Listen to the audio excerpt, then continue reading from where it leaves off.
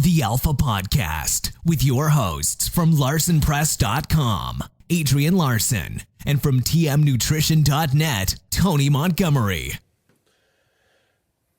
You want to do the intro this time? No. I feel like I always do it. Well, because it is the Alpha Podcast. Hi, this is Adrian Larsen. Let me try that. Welcome to the Alpha Podcast. I'm going to do it when I'm not wearing pants. Hey, this is Adrian and Tony. Hello. Nailed it. Yeah, I'm gonna start that over. Hey, this is the Alpha Podcast. I'm Adrian. This is Tony. It's me. This is Tony. I'm Adrian. We got a bunch of interesting stuff we're going to talk about. But first I wanted to talk a little bit about Tony's journey to totaling 1100? 1105 raw. Yeah. Without wraps, walked out, no handoff. No handoff. My girlfriend will hand it off. She's 130 pounds. That's fair. Even things out. Yeah, you got a meet coming up here. Just it seems like it's right around the corner. Yeah, it's 4.5 weeks out now, and it should be a good meet. It's an RPS meet down in San Diego. They put out the competitor roster this week, and there's some really good lifters that are going to be out there, so I'm really excited to kind of get out there and meet some of these guys and share the platform with them. It's always a fun and good learning experience when there's other, good lifters out there that you kind of talk to online and you finally get to meet them in person, so it should be a lot of fun. Have you committed to going to 242 or 220? I'm just going to do 242 just because I don't really, not really too worried about cutting weight this year, just worried about getting stronger and getting closer to like a 2,000 pound total and then kind of figuring it out from there. So especially with traveling, I haven't really quite nailed weight cutting while traveling. Yeah. So that's difficult. Yeah, it's gonna be tough, and without knowing kind of the whole situation, because I'm getting flown down there and I don't really have everything picked out. It's kind of like my sponsor doing it, so I don't really know exactly what amenities we're gonna have and stuff. So I'm just kind of going down there and just having fun and putting up the best total I can. Good. Yeah, so that's the plan, and everything's going really well. Training 4.5 weeks out, just doing a deload this week, and then gonna ramp things up next week, and probably just do some heavy singles and doubles into the meet, and just rest, recover, and just try to be ready as I can be. So yeah. Well, I think we should just dive right into today's topic, and it's kind of like a pretty general. Really broad topic, but kind of talking a little bit about federations and maybe specifically talking about the SPF no longer being recognized through Powerlifting Watch. Yeah. And if that really matters or not. Yeah, that's, that seems to be kind of the hot topic right now. And, it's sad to see, like, it's kind of been a long time coming, and for it to kind of go down the way it did, it was pretty abrupt and pretty I don't know how well thought out it was, but like I said, it's been a long time coming. So it could have been something that's been on the works for a while, and this one incident just kind of pushed it over the top. And I think it's a positive step in the right direction for the fact that you're just trying to get a little bit more legitimacy to the sport, and you're trying to get a little bit of a higher standard to the sport, and I'm definitely not for banning the whole federation, because there are good judges, there are good meet directors, and there are good lifters in the federation that lift to standards. But when there's been so many bad things going on, and then the head person of the federation creates more issues than he's being productive, you kind of got to take that step and push things in the right direction. And hopefully either, it's going to be like a probation period where they kind of get their stuff together. Hopefully it's not a lifetime ban or anything like that, because I feel like they could genuinely put forth the effort to make it a better federation, because it's just very simple. Follow the rules and try not to manipulate things to the, to benefit yourself or your friends or anything of that nature. If you have judges in place, trust your judges. And if you don't trust them, maybe you should take the time to coach them and have, some type of standard for the judges, because I think that's the biggest thing with SPF meets is that there's no judging criteria. Anyone can judge at an SPF meet, and I think that's what creates a lot of the issues, because you do have a lot of your training partners. Sometimes you even have meet directors that are judging and coaching, and so it does create a lot of conflict of interest, and I think that's where a lot of the bad calls come from. So being able to kind of put that out there and hopefully make people kind of clean up their acts a little bit should add a little bit more legitimacy to it. And I think they're still going to be doing SPF meets to the best of my knowledge. They just won't count towards the all-time world records and the rankings and stuff, which is fine for beginners and things like that. But I think if you're a higher level lifter to begin with, you should be trying to go outside of your own comfort zone to do bigger and better meets against other people, instead of just doing meets that are more or less backyard meets, so to speak. Being able to go out and maybe do 1 or 2 big meets a year and kind of bring a little bit more nostalgia to the sport by having bigger meets with bigger name lifters. So I don't really feel like it should affect a lot of the lifters, because if you're a top lifter trying to get into the top 10 and try to break all-time world records, you should be doing bigger meets anyways. Yeah, people doing meets all over. Right, and if you're a top lifter, you can do any federation. Yeah. If you're doing a meet where you have to walk it out, then you just walk it out. It's not that hard. If you have to do a meet where there's a monolift, then learn how to use the monolift. Don't cry and complain about stuff being the way it is. Just, if you're that good of a lifter, just train for it and be ready for it and go out there and perform to the best of your ability. You can't bitch and complain about everything just because you're not good at it.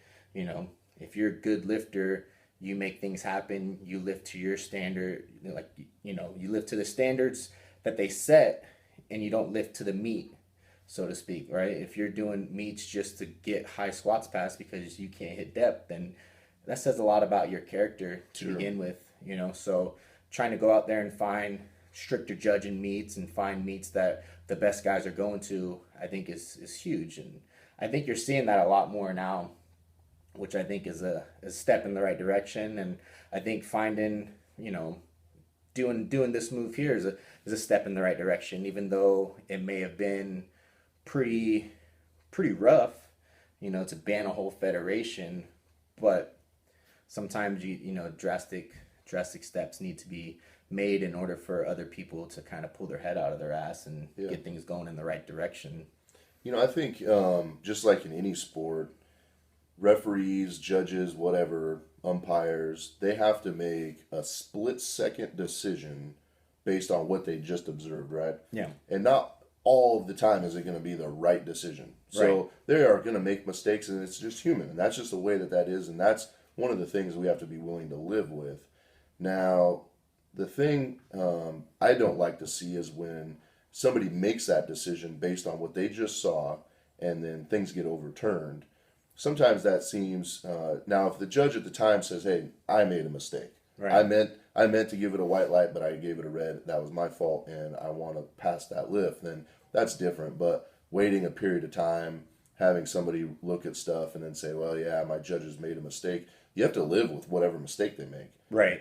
In basketball, in the NBA, if refs make bad calls all the time, and the GMs or commissioners or whatever don't go and talk to the refs and they overturn it and say, "Yeah, we'll just give you 2 more points and you actually won that game. You didn't lose." Yeah. That doesn't happen. You have to live with the outcome of what the judges say. Yeah. And I think the biggest differentiating factor is the fact that there is consistency with judging, right? If you go to say a USPA meet, that it's going to be, there may be a few bad calls every now and then, but consistently you're going to get the same thing over and over again, because they have standards and they have certifications in place. So say you go and something goes wrong with the lift and you go talk to one judge, you should be able to get the same answer from every single judge, because they've been trained the same way. And I think that's kind of important, is to be able to train the judges, because obviously you can lift for a long time, but if you're not trained to watch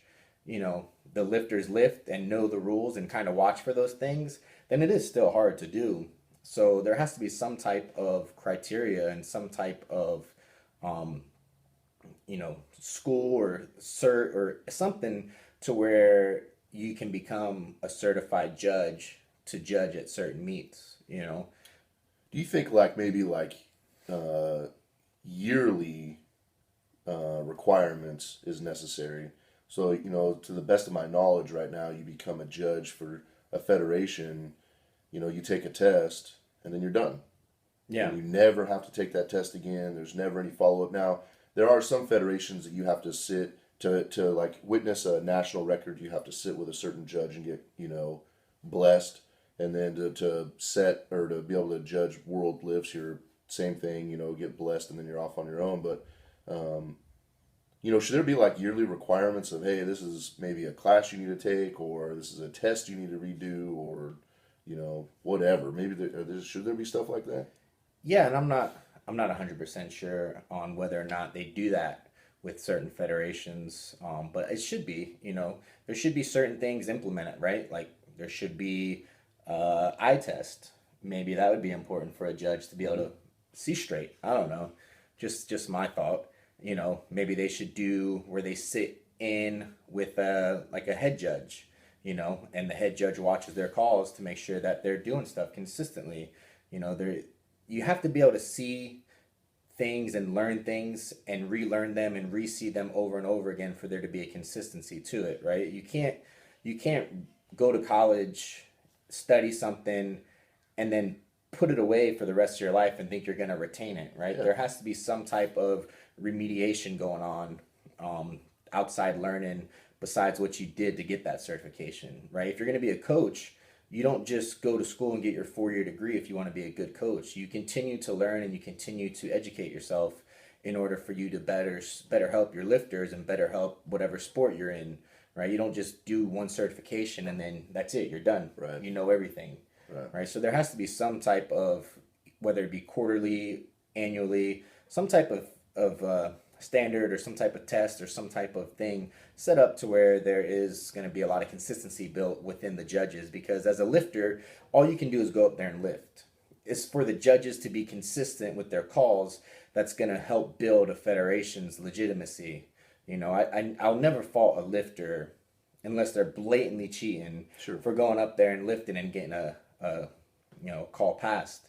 That's up to the judges. And if the judges go there and they don't need to be trained and there's no certification, there's no training behind it, then you can't really blame the judges. They're just doing it to the best of their ability. And then that goes down to the president of the federation. If they're not setting your standards high enough to where your judges have to be certified, then that's your fault. And then that's your federation. And then your stuff shouldn't be counted.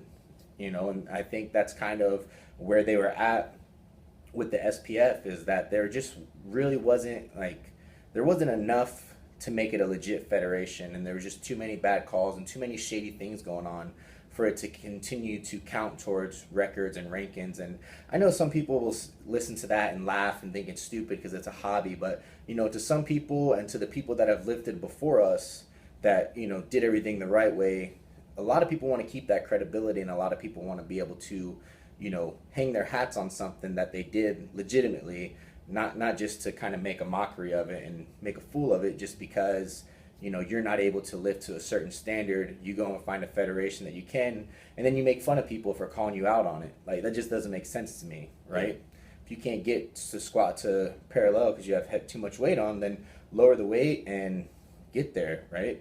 But if you want to go to a federation that will pass it and then make fun of people when they call you out about it, then that just doesn't that's just a sign of ignorance. And that's just my opinion. Yeah. The all-time records kind of mean a lot to me. And I think trying to keep them as legitimate as possible is really important. Yeah. And, I don't know if banning a federation is the answer. I don't know if that then makes other federations realize that they could be on the chopping block if things aren't done right. I don't really know if that's the answer, but certainly something has to be done where things are followed by kind of one protocol or one expectation, and everybody's following that. to break these kind of records. Yeah. You know, I was fortunate enough when my all-time record was broken. It was broken by a guy that had a phenomenal lift. You know, it would break my heart to know the type of hard work I put in to break an all-time record, and then somebody come in and do like a soft lockout, and it was a fast press command, and it was a 52-day weigh-in. You know, it would piss you off. Yeah. But to know I could look back, and when Kahuta broke my record, it was absolutely the best lift possible, the way it was supposed to be done, and you could look at it and go, okay, I'm okay with that. Yeah. He's stronger than me. That's just the way it is. You see some of these other things that happen, or, you know, lifts that pass that shouldn't be passed or whatever, and it just kind of bums you out a little bit. It's just kind of like one more thing, like you said, in a hobby that already is kind of saturated with a bunch of federations, and kind of, you know, trying to clean up some of these issues, I think is going in the right direction. Yeah, I think so. And I think if Powerlift and Watch has like this much, you know, pull in what they do, it could be as simple as, you know, hey, let's get a committee together, right? Each federation votes on a representative, and it can't be the president, right? It has to be either a judge that everyone holds highly, or some type of representative to represent that sanction. And they stand in a committee, and then they sit together, they come up with a rule book, and they come up with judging standards, and they come up with like a certification and a way to make the judges consistent, and they give out the rule books to the federations. And if they don't want to follow that, then their lifts and their records and stuff shouldn't count. You know, but you got to take away the hidden agendas behind everything as well, right? You can't have presidents, and you can't have companies that are backed by these presidents say certain things and push certain things, and not like be blind to the fact that there's hidden agendas behind it. You got to get the people that don't have certain things attached to certain federations to make these judgment calls and to make these things more accurate and more applicable. Because if there's always going to be some type of movement towards a certain federation that's going to create a better income or a better outcome for certain people, then that takes away legitimacy as well, right? You have to do stuff where everyone's involved, because there's no way it's ever going to be unified, right? There's just too many people making good money out there, and there's just too many people that won't agree on certain things, right? People just clash. So you take the federations and you take the most respected people out of those federations, and you put them in a committee, and they can write the rule book, they can write the judging standards, they can do everything they want, and then that's what every federation has to go by from here on out. It's just one rule. One rule book. Yeah. And then that way everything can be the same and everything can be consistent. Even though the federations aren't the same, the rule books are the same, and the judging criteria is the same. And if one federation starts to step out of line, then the committee can get back together, and they can say, hey, if you guys continue to make these bad calls, we're going to do like a 6-month ban, you know, or we're going to do a 12-month ban for you guys to not, you know, have your stuff count. And I think that kind of creates a checks and balance that we don't have within the powerlifting community. And I think that's the biggest detriment to the sport, is that there is no checks and balance. There's just presidents who kind of say, this is the way things are, let's do it this way. And you don't really have a say-so in it, because if you speak up or if you're too much out of line, then you're going to feel like you're not going to get the same type of treatment that other lifters are going to get that are just quiet the whole time. Or you know, so there has to be some type of way to create some type of check and balance. And I think if Powerlift and Watch has this much control and this much say-so to like be able to ban a federation and have a huge uproar about it, they can do a lot more, and they can do it in a better way, in a more controlled manner. But they just have to kind of take their time to think about it and rationalize like what's the best decision for the sport. Yeah. You know, not what's the best decision for this federation or this company or this thing or that thing. They have to kind of think about, you know, what's the best for this sport, because the fact that you're taking out a whole federation where there are good meets ran and there are good meet directors and there are good judges, and there may not be other federations around for other people to compete in, then you're kind of putting a bad taste in other people's mouths to the sport. And then you may lose some really good lifters and some really good judges and some really good meet directors. So you got to find that happy balance to where everyone can be satisfied with the outcome. And I think by having a committee kind of set things in place and set a standard and have a checks and balance, I think that'll help out a lot. Whether it'll ever happen, I don't know. What do you think about? Well, and kind of something I was just thinking about when we were talking about this, is we're talking about these different competitions in like different places, and maybe there's not going to be the ability to hold an SPF meet now in those locations. Maybe instead of like getting rid of the SPF or banning them or suspending them, maybe like suspending the individual people that are causing the problem. And I don't know what that would take, but one of the things I wouldn't want to see is if you have these people that are specifically the problem, maybe that they're judges, they're meet directors, they're a president, whatever the deal is, but they go off and join up with another federation. Then we really haven't gotten rid of the problem. We've just now moved the problem.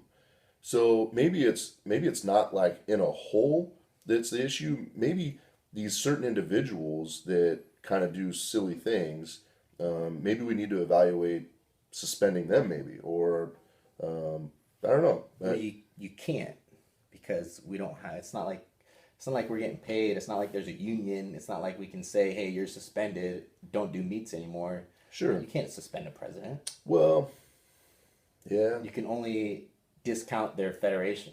Like, that's the only rational step to do if the president doesn't want to get involved, because there is no. People aren't getting paid for this. There's no union. There's no way you can say, this isn't the NFL where Roger Goodell could come in and be like, hey, you're doing shady stuff.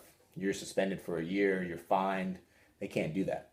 Yeah. So the only rational way to kind of get to people is to hit them, in their bank account and hit them with their federation getting suspended, because he's going to lose a bunch of money if people aren't willing to do the federations. And maybe then they'll get their act together, and that could be for any federation can have this issue. It's not just the SPF. It's just that the SPF's been having it for so long and nothing's been done to fix it. Like, there's not been any forward progress to like make it better, because it just seems to be like every month there's something going on in it. Whereas you have other federations like USPA where it's not every month. You may hear a bad experience here and there, but it's not so egregious all the time that there's huge uproars about it, so. And I think in this sport you're going to have people, there's never going to be 100% of people that are happy with every single event. Right. There's always going to be somebody that's not happy with a call or a few calls. And do you think maybe like something that could help with that is meet directors like sitting around instead of when they're holding an event, maybe being tied up doing other stuff like announcing or expediting stuff, like actually sitting with the judges and talking to them, maybe not the entire time, but for a portion of the time, see what they see, how they're calling things. It's not like you get to practice. You can't take a judge and say, hey, show up on Saturday and we're going to practice calling good or bad lifts. Right. They're probably doing this every few months and doing the best that they can. So could that be something that would help judges or help fix a problem that could happen down the road that's similar? I would for me, if you're a meet director, your main purpose is to make sure the meet runs smoothly, right? So that means you find the judges you trust to make the right calls, and the head judge can kind of go over it with their judges. But if you're a meet director, you shouldn't be chirping in judges' ears. You shouldn't be judging, and you shouldn't be coaching lifters, right? Mm-hmm. You see a lot of times the meet directors or somebody will be coaching lifters right beside. Off? Yeah, right. Well, not necessarily like lift off, but like calling them up on squats, right? So if you have a meet director saying up, well, what are you going to do as a judge? Like, you're going to red light them? Like, sure. There's just that, like, meet directors should just make sure the meets run smoothly. And the bad thing is like, you're going to need volunteers, right? Well, there's not a lot of people that are willing to volunteer their time. So that just may mean that you either need to if you can't successfully run a legitimate meet, then don't put them on. Mm-hmm. Or B, don't do as many to where you don't need as many, people that are going to help out. But yeah, if you're a meet director, your main purpose should be making sure the meet is run smoothly. The lifters get whatever they need. drinks and whatever, to make sure the warm-up room's good and clean, and to make sure that the logistics are going smoothly and everything's just going well. You pick your judges because you trust their calls. And if you don't trust them and you got to hover over them the whole time, that kind of defeats the purpose. Yeah. And which is why there should be a judging criteria and tests and stuff to make sure that your judges are, applicable. And if you can't provide that, then you shouldn't be able to do meets, because you're just saturating the product, or you shouldn't be able to do meets that count, right? You can do meets to have first timers come in and, get their feet wet and have a good time doing it. Like, to me, that's what SPF meets are. That's just a fun meet to go to because it's state very, records. Yeah, well, not even state records, just to go and have fun. Sure. Right? It's a laid back meet. It's usually a lifter friendly meet. They usually have the best equipment, because a lot of the meet directors are lifters themselves, and they put in the best equipment to provide for the lifter. So they're usually awesome meets as far as a lifter goes.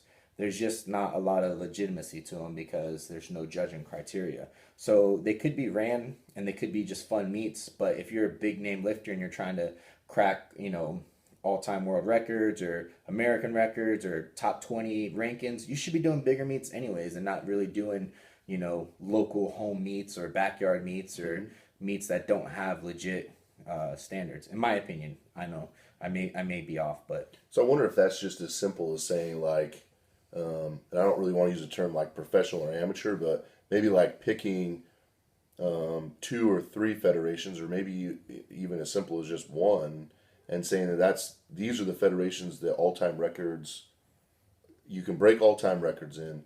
Now you can have your yearly rankings, you can have whatever, your state, national, world records based on your federations. None of that matters at all, but these are the federations that we believe we're not having issues with, or I don't know if it's, again, I don't want to say professional or amateur, but these are the ones that we believe in that are going to do the right thing.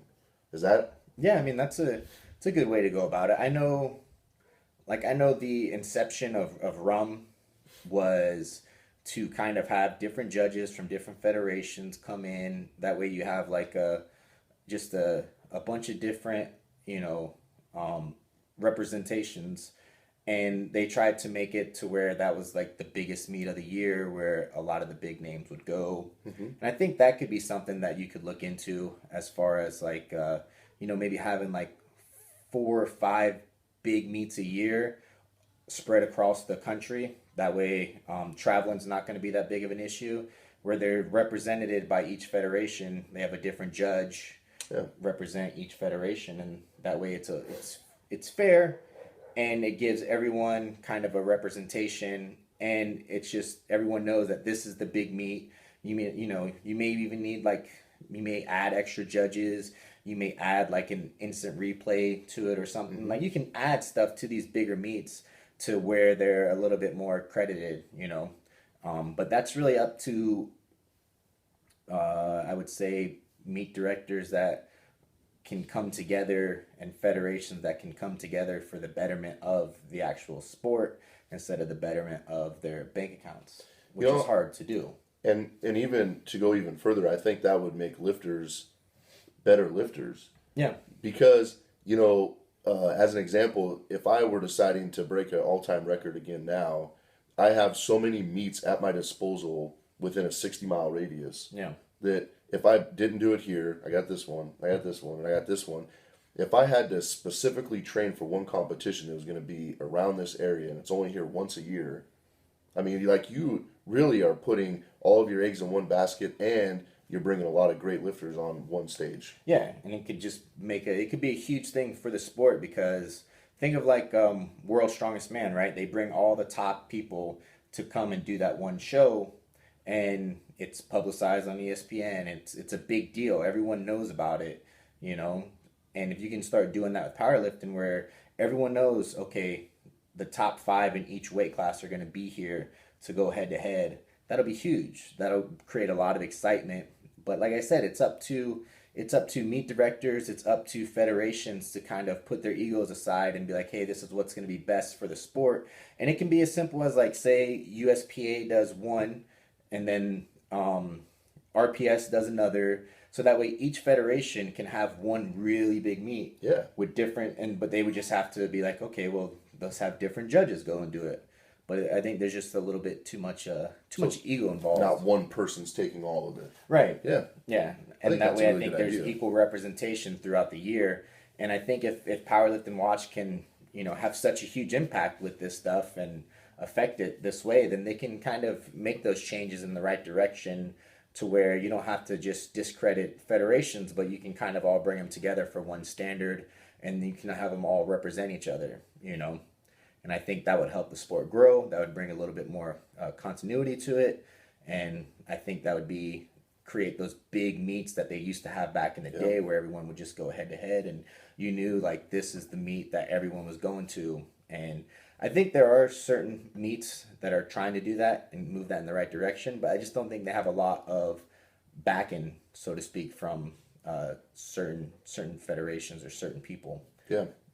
So I think if everyone can kind of get together on that and create these bigger meets, then I think those meets could be the ones where people go and set the world records, and then all the other stuff can just be local fun events for people to go and just hit their totals and see where they're at. Do like training meets and things like that. Yeah. Amateurs that are like starting out, they want to learn how to compete, or it's their first experience. That's a good environment for them, instead of maybe going to a 100-person meet where it's a lot of the top name lifters. Yeah. It might, I don't know, discourage them a little bit. Yeah.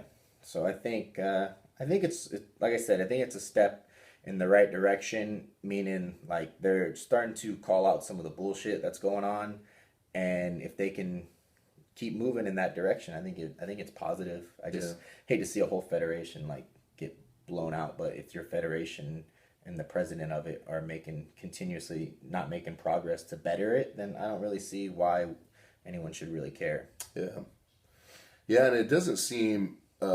I'm happy that it didn't seem like it was just a knee-jerk reaction. It seemed like it was, to me, it felt like it was a little bit more well thought out by Powerlifting Watch's side of things. I think, seeing a lot of the complaints and things that came up, it wasn't just like, well, this is what we're going to do and see what happens. It'd be interesting to see what the final outcome is, as far as if it's a permanent ban or if it's a temporary ban, and where they go with it. Yeah. I would have to disagree with you. I would say once again, I would say that like it's been a long time coming, but it was a very knee-jerk reaction, right? Because the guy was on, Johnny Vasquez was kind of convinced of it on another podcast, and then he kind of had to stay by his word instead of like really giving it time to sink in. And maybe, like I said, maybe it's been something on his mind for a really long time.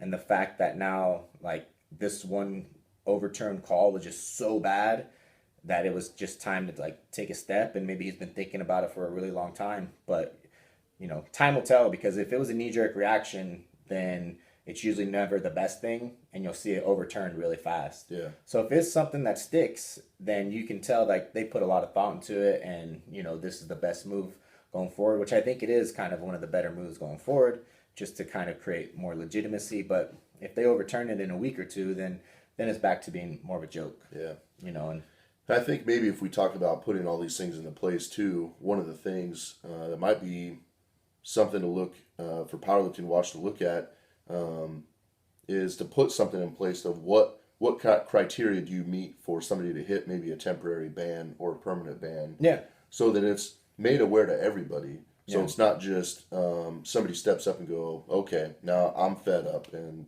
let's do this now. So it's made aware to all the state chairmans and the presidents, and so it's not just a surprise. Yeah, that's where the committee will come in, and they would have a kind of written up rules, like maybe it could be a 3-strike and you're out type of thing. Mm-hmm. Who knows? That would be up to them to decide, but maybe the presidents of the federations can help pay some of that with their membership fees. That would be a good idea, but I'm a genius. Yeah, first world problems, right? First world problems. you gotta refinance. You got a pool to build in your backyard. Yeah. You don't have time to be helping out other powerlifters. That's true. Yeah, That's true. It's one of those things where that could be really good, or it can just be another joke.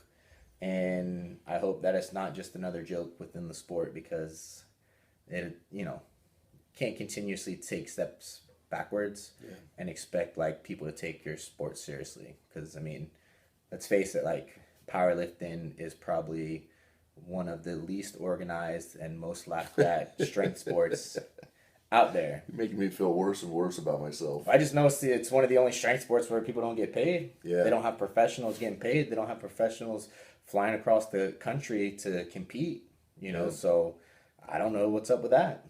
You got an answer? I don't. I didn't think you did. Remember, I'm not the witty one. I'm a week behind with all my jokes, and but you could see like a lot of stuff we talked about. Powerlifting Watch has a ton of control over this stuff, and I think that would be the best move to start implementing these things. Like maybe they're the ones to approve if a new federation pops up. It shouldn't be as simple as somebody walking in and going, "All right, so I'm going to start my own federation," and I'm going. Yeah, and it just has to be well represented throughout. Well represented. That's not even. There's not really that much intelligence going on in this conversation. No. But I think it just has to be like a good representation of every single federation and every single lifter, right? Everyone can kind of think about certain lifters within their federation that everyone respects and everyone looks up to, that won't have a hidden agenda behind their decisions. And those are the ones that need to kind of be put on that like committee, or put on, the decision-making stuff. Because if you just get people that are just well-known, or just have the most clout, or just, have the biggest bank accounts, like, you can't really put them in charge, because there's always going to be something behind it. Sure. Which is going to discredit any decision that they make anyways. So we'll see where it goes. Who knows? I think we'll see. Yeah, we'll see. There's really nothing else you can do but just kind of sit back and wait and, see what the next step is. Because typically with something that's so knee-jerk reaction, it's really it's usually a pretty big falling out afterwards. So, well, I disagree with you on the knee-jerk reaction. I don't even know how. I strongly disagree. Came up like a few days ago, and then he's already banned. Yeah, a few days. I mean, that's a few days to think about it. Unless they didn't sleep for 48 hours, then I'm sure they put a lot of solid thought into it. Yeah. But it sounded like it was just made up in a 20-minute conversation they had. 20 minutes is a long time. I mean, it's I guess it's an knee-jerk eternity. is like, you flinch at me and I smack you in the face. Yeah. Like, that's knee-jerk reaction. Okay. So, okay. I guess know. In that perspective, then it was extremely well thought out. I think it'll be interesting to see the outcome. I don't know what it would take to, or who or what it would take to help submit some of these ideas to Powerlifting Watch, or Johnny, or Michael Song, the guy that maintains the all-time records list. I think moving in some sort of direction, though, staying the way that we are obviously isn't working. It clearly isn't working. So some of these changes have to happen, and well, just like I said, it just all depends on who's chirping and whose ear is what the changes are going to look like. Yeah. So you'll see kind of where things move, and that's kind of where where they're getting their input from. Right. But if you can have people that don't have an agenda to it, then I think it's going to move in the right direction. Get better. Or what? You're going to beat them up? No, not me. Oh, okay. I don't beat people up. I don't know. That's not what I heard. I'm getting old. You are old. That's for sure. I think you're older than me. Nope, only 30. You're only 30? Yeah. Why do you look like you're 52? Yeah. Nope. The sport's been good to me in my youthfulness. That's for sure. Oh, man. So are we working on this transitioning into the closing? How we knock this solid? I thought that was it right there. That was it? I thought that was a good close. We should have just put a period on it, bow tied it. Yeah. Put it in a box, put a bow tie on it. I feel like we should be like hitting each other over the table or something. Like maybe like it would have been a good idea for you to maybe give me the heads up. That was a good close. Yeah, if our hands were under the table the whole time and there was a bunch of arm movement, that probably wouldn't look real professional. You think that'd look weird? I think it would look more like a different kind of YouTube video. Oh, like a casting couch, or possibly minus the couch, I guess. Yes. Huh.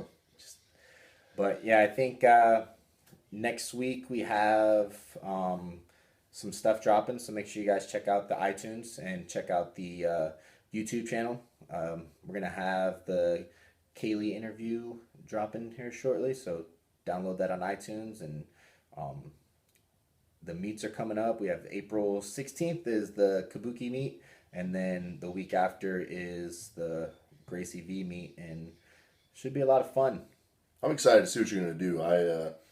Don't You're like the underdog, you know, and like I'm kind of rooting for you. The underdog to who? I don't know, life. I don't think so. I'm excited because I think I know I see the type of work you're putting in, and I guess everybody else sees it because you put every single thing you do on YouTube. But I see the hard work that you're putting into this. I'm excited to see you hit a PR total. I set my expectations extremely low, so that way I'm always somewhat successful when I come out on top. Sure. Yeah. So anything less than like a catastrophic injury, I'm happy with. So you want to go like 3 for 9. 3 for 9, you'd be happy. That's a good meet. That's a good meet. Yeah. That's a solid win right there. Yeah. I usually open with my maxes. That way I'm just one and done and just call it a day. Sure. I can do like maybe a 750 squat and then jump to 850 and say, man, I almost had it. Yeah, I got hurt. Well, yeah. I was right there. I just lost my balance in the hole. And I want to save it for the bench. Right. Yeah. I feel really strong about a 500 bench. Yeah. Not gonna lie. I think you should.